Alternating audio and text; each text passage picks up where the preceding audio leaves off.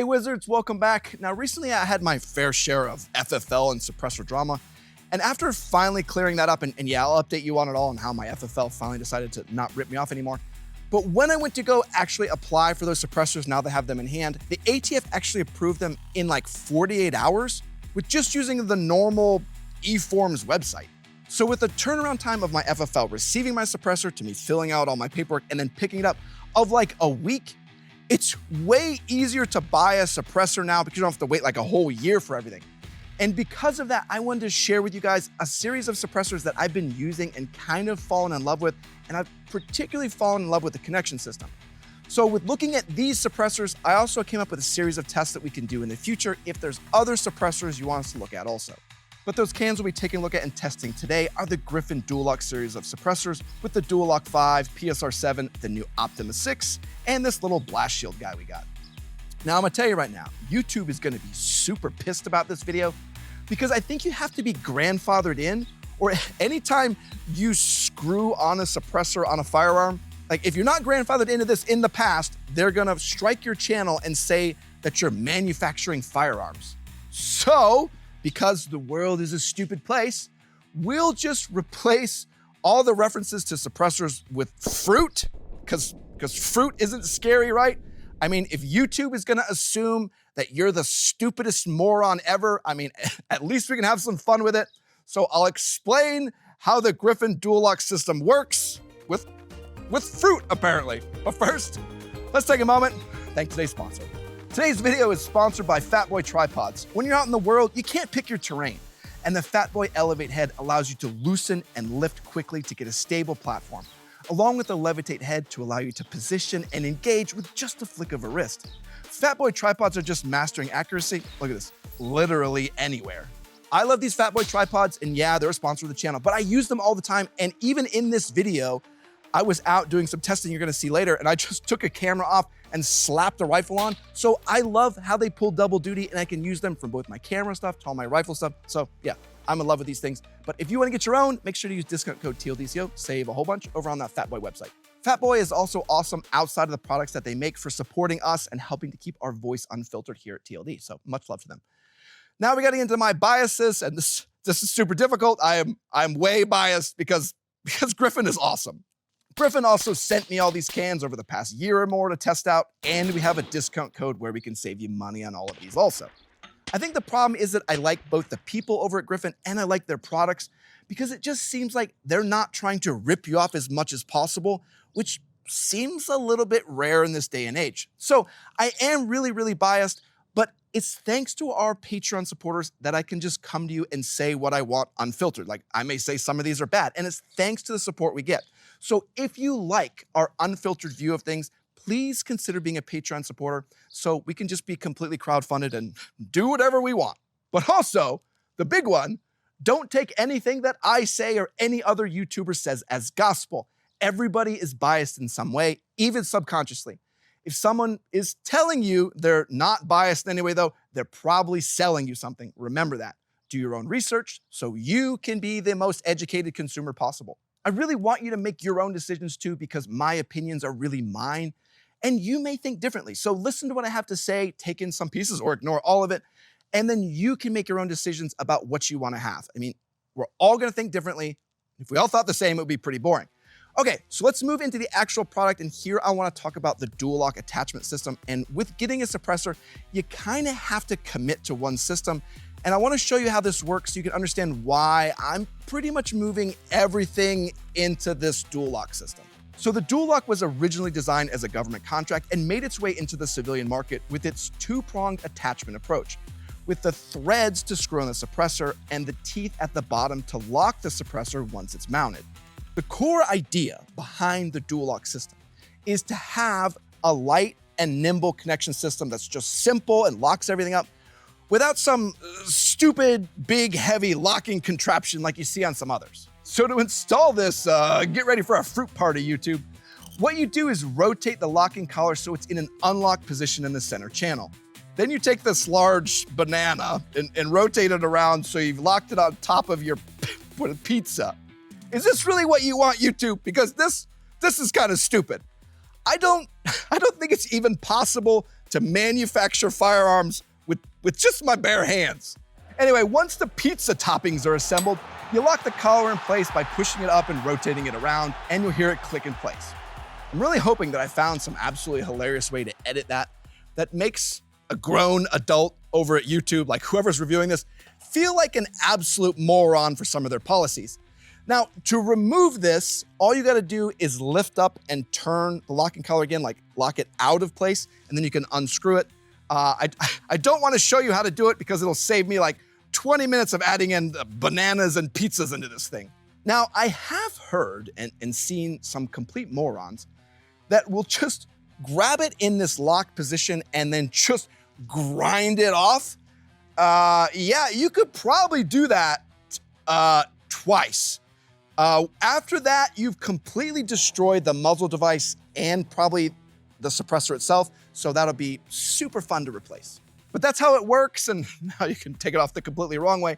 But now kind of why I like it so much, it gives me two different locking points. So it's far more consistent, number one, but it's also far more likely that I'm gonna install my banana completely and lock it in place all the way.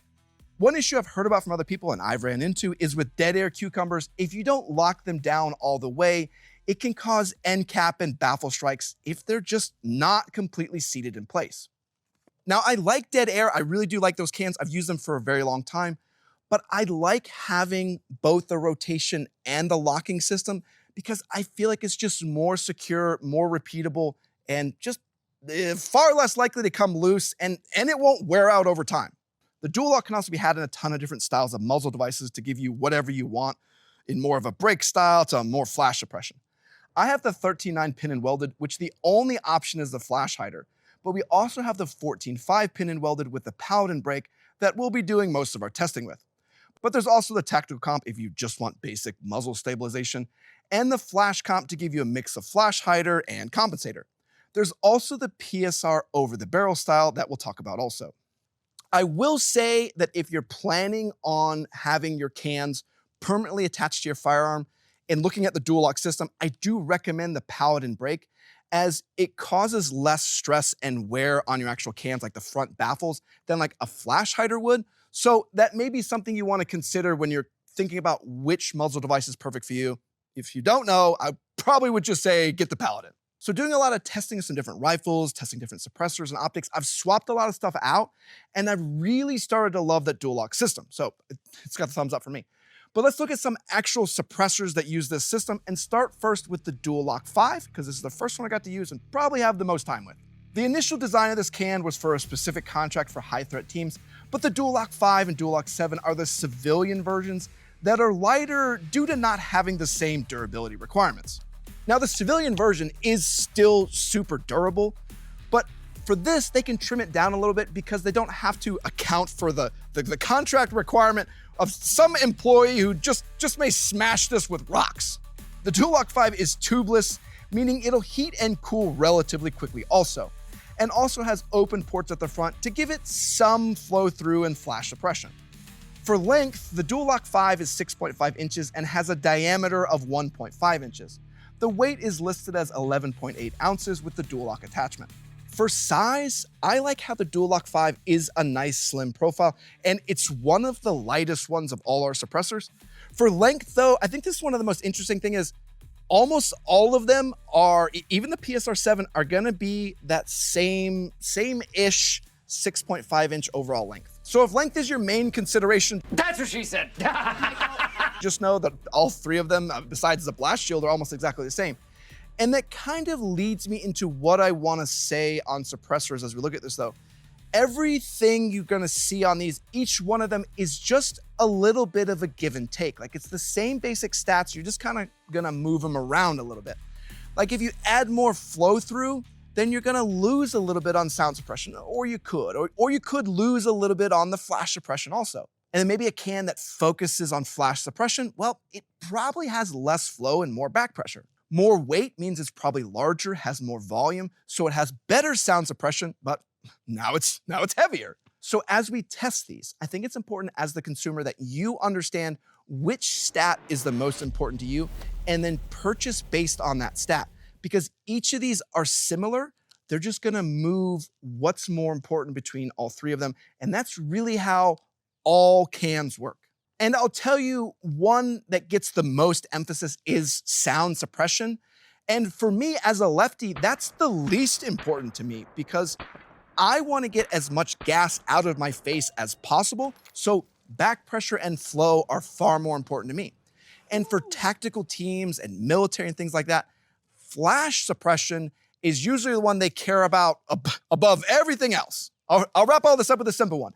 What you're doing and who you're doing it with may determine what is the right can for the application that you're doing it with.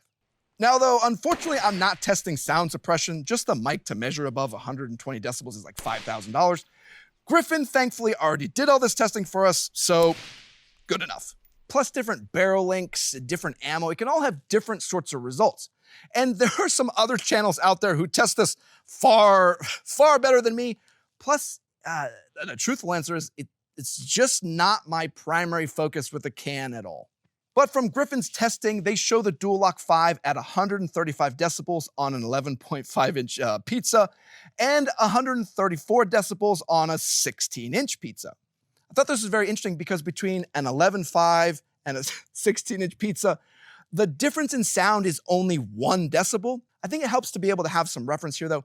You need to have about 5 decibels of difference for the human ear to be able to even determine there's a difference in sound at all. So they're gonna sound completely identical.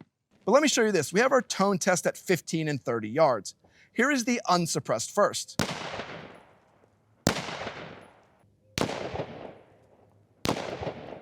And then the Dual Lok 5.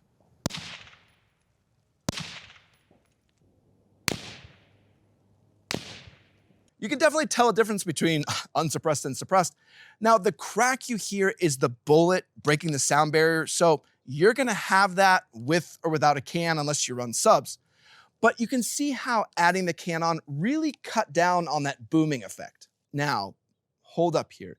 Be very careful when people are saying like, oh, I like the tone of this. Tone can be very easily manipulated, particularly in post. All the footage I'm showing you is unedited, but even between the two mics that I'm using, it records very, very differently.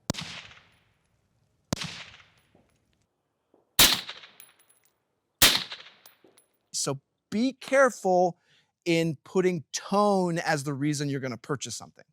All right, for the next test though, we look at flash suppression under nods. Here first is the control with no suppressor, and then a few rounds with the Dual Lok 5. Now with my range, I can't totally shoot like in the middle of the night, so I'm having to shoot as close to dusk as possible.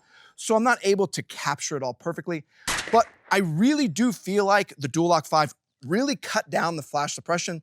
And this is a great can if flash suppression is the stat that you're trying to focus on the most.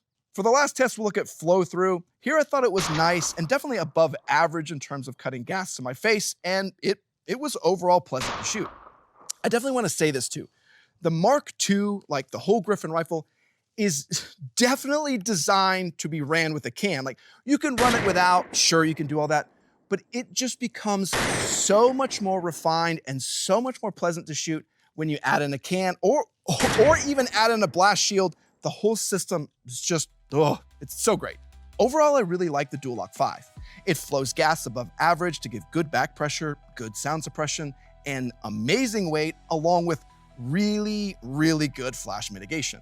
Now you may want to know this from the stats also, the Dual Lok 7 is an inch longer, a few ounces more, but produces similar results in terms of sound suppression.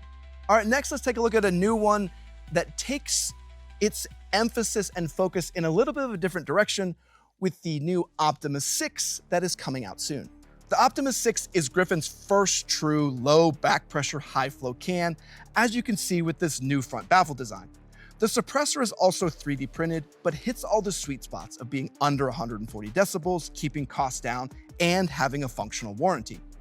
The warranty bit, I gotta be honest with you, I wasn't aware because with a lot of other 3D printed cans, they're just one solid piece. So if you get a baffle strike, you still gotta pay a crap load because you're gonna need a whole new can. Griffin did something interesting where they just have that 3D printed core. So if you have a baffle strike, you can still send it in for warranty, and they're gonna send you back the same serialized can, and you don't have to do another Form 4 and all that crap. So they can actually, like, legitimately warranty these guys. Now, one more thing too, I also have this in the Dual Lok mount. Apparently you can also get this in the taper mount and the utility mount, but I don't know anything about those, so sorry, I can't help you. Looking at dimensions though, we see the Optimus 6 is just the slightest bit longer at a bit over 6.5 inches, but has a wider diameter at 1.73 inches, and the weight of the Optimus 6 is 17.2 ounces. The Optimus 6 does feel a good bit more hefty than the Dual Lok 5, so if weight is a priority, be aware of that. It's definitely a meaty little boy. Now, Griffin is still doing some of their sound suppression, but I reached out to them for some of their initial testing, and they did tell us that the decibel rating they're getting is 140 decibels at the right ear. I'm shooting with right-handed shooters. So you're getting a little bit less sound suppression, but more flow through and less back pressure. So this is probably a can that I am going to love. Let's check it out on the tone test first though. And first here again is the control.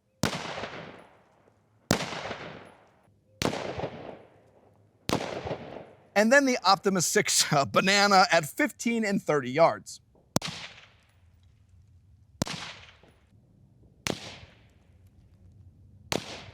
Now, I thought this was a little bit interesting, and you guys let me know if you agree down in the comments. I thought the Optimus 6 had a little bit less bite than the Dual Lok 5, but the difference was slight, and I did have to play them a whole bunch of times back to back to really even notice any difference at all. It was just very, very slight. All right, but let's move over to flash suppression and first look at our control with unsuppressed, and then our Optimus 6 at night under nods. It's a little bit hard to tell from the footage because I can't go out in just like the dead of night and it's just at dusk. But I think the flash suppression is really good, but maybe one step down from the Dual Lok 5, but still really, really impressive. For our last test, we have back pressure, and you can tell from the ejection pattern that it's doing a great job of adding a lot more flow through the can to make a much softer shooting and more refined system. I really thought Griffin did great with the Optimus 6. You gain a little bit of weight, yeah, but it gives you a much better flow while still giving you a nice focus on flash suppression and cutting out the sound. For me, the Optimus 6 has moved up the list as one of my favorites because, as I'm saying, the thing that I'm focusing on the most is back pressure, and I don't care that it's got some added sound. So I really, really like this guy.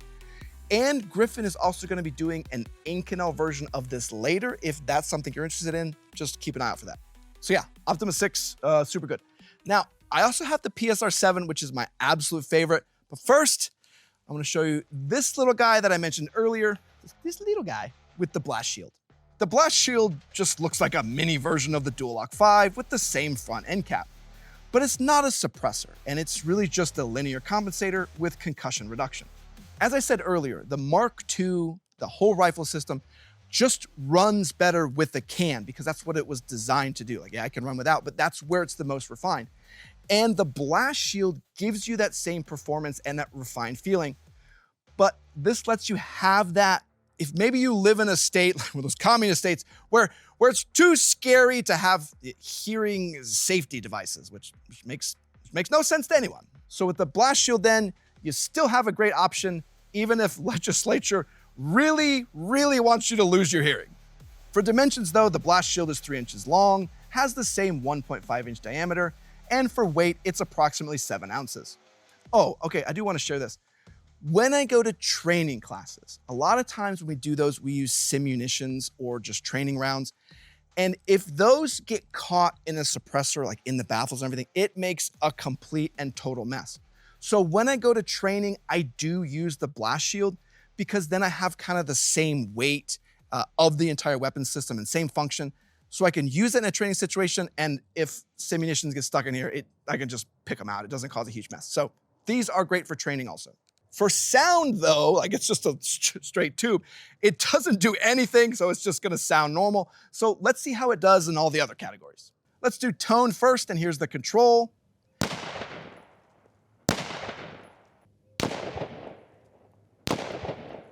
And then with the blast shield.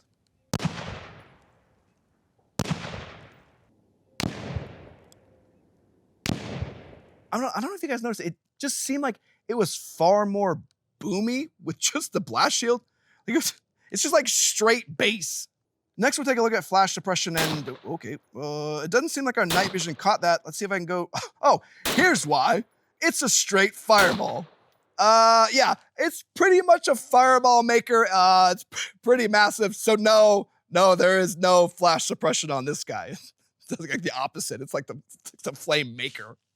For our last test, we have back pressure, and I was pretty shocked, but it performed very similarly to the Dual Lok 5 and tamed the whole system to make it feel far more refined. So for me, I think the blast shield is an overall yes, particularly in training or shooting indoors. Otherwise, that paladin break is just gonna piss off your neighbors. So yeah, the blast shield definitely has its applications.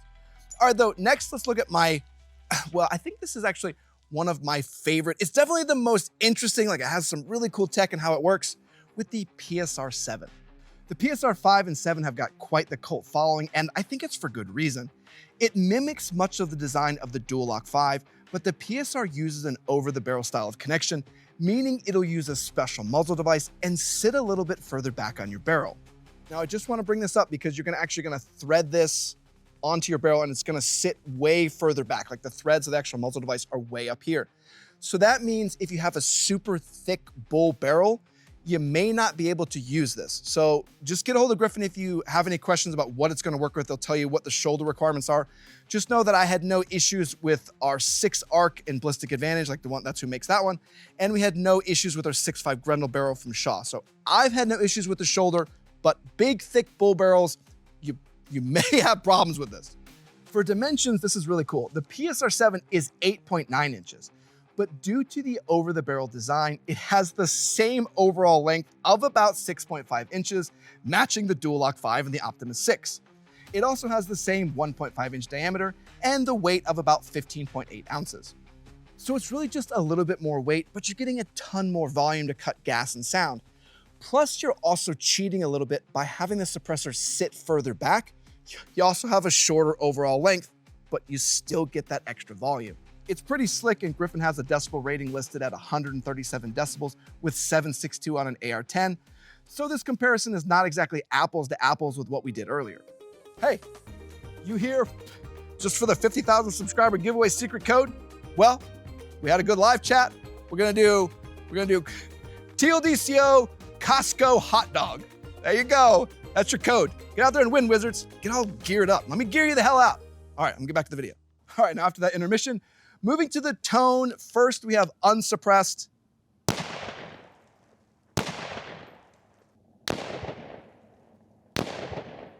And then suppressed.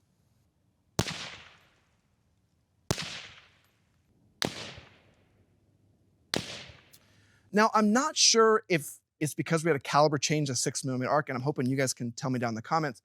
But this was the first time when we put on a suppressor that I noticed a significant change in the sound of the rifle. But keeping this going, next is flash suppression at night. First without the can,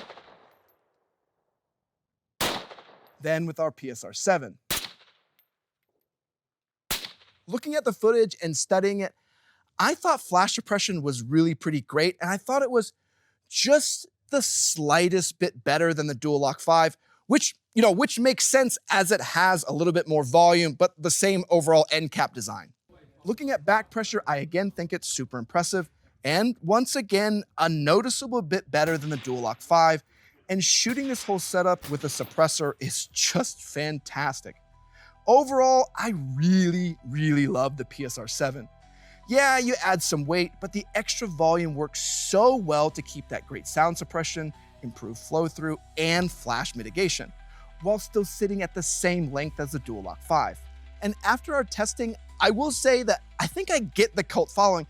It really does some pretty intriguing stuff, particularly when you're comparing it to some other suppressors. It's doing some trickery, particularly in a precision weapon system. But the main thing I want you to see, that each can brings different variables to the table and focuses on different things.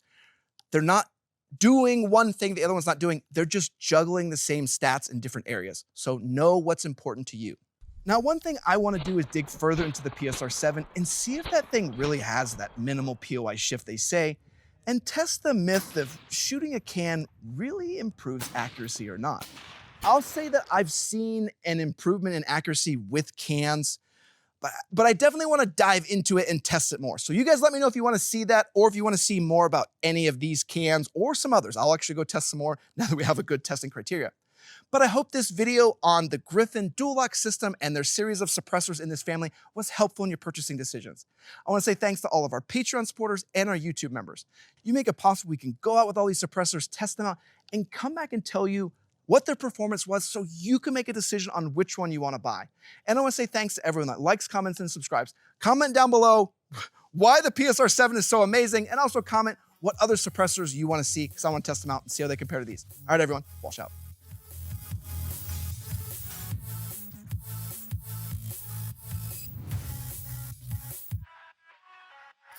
Oh, guys, I really miss recording outside. I'm so glad it's nice out again. Whee!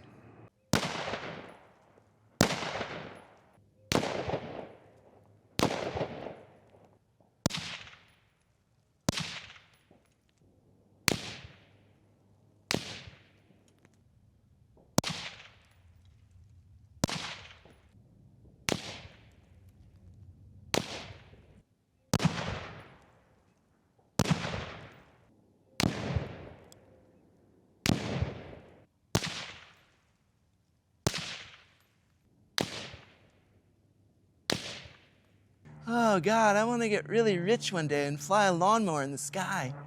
We can all get our polos on and get some pleated pants and loafers. God, it would be so great. Nobody likes you.